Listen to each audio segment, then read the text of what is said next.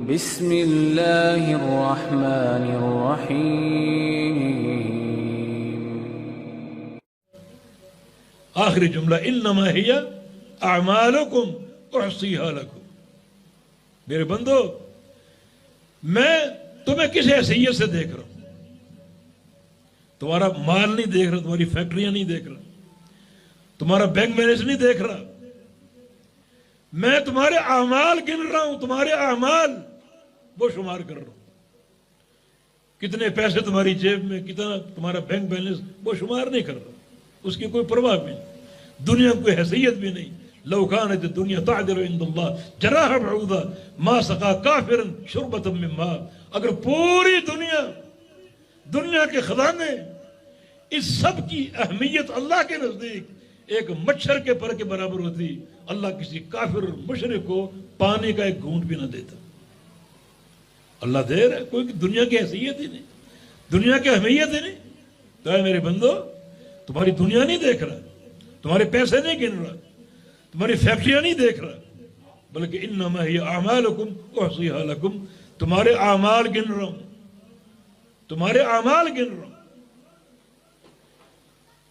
کیوں گن رہا ہوں؟ تاکہ ان اعمال کی جزا یا سزا دوں۔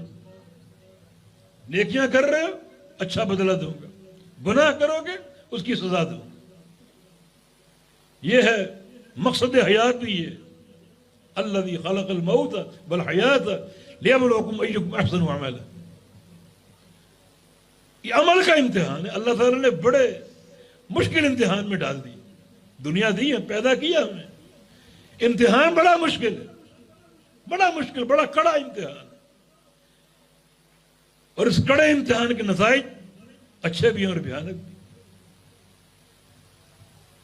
اچھے ایسے ہیں کہ جنت کوئی سستا سودا نہیں ہے،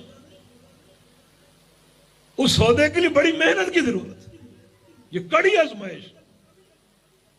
الا ان سلعۃ اللہ غالیہ، الا ان سلعۃ اللہ الجنہ۔ اللہ کا سودا بہت مہنگا ہے، جنت۔ لموضع صوت فی الجنہ خیر من الدنیا ما فیہا۔ جنت کی ایک بالش جگہ پوری دنیا سے قیمتی، اس کو آسانی سے تم حاصل کر لو گے۔ ام حسبتم ان تدخلوا الجنہ، تم سمجھتے جنت میں داخل ہو جاؤ گے؟ بیٹھ کے سوچو تو صحیح کہ تم نے جنت کے لیے کیا کیا ہے۔ اتنا مہنگا سودا، اتنی قیمتی دولت، کیا کیا ہے تم نے؟ یہ بھی تو غور کرو۔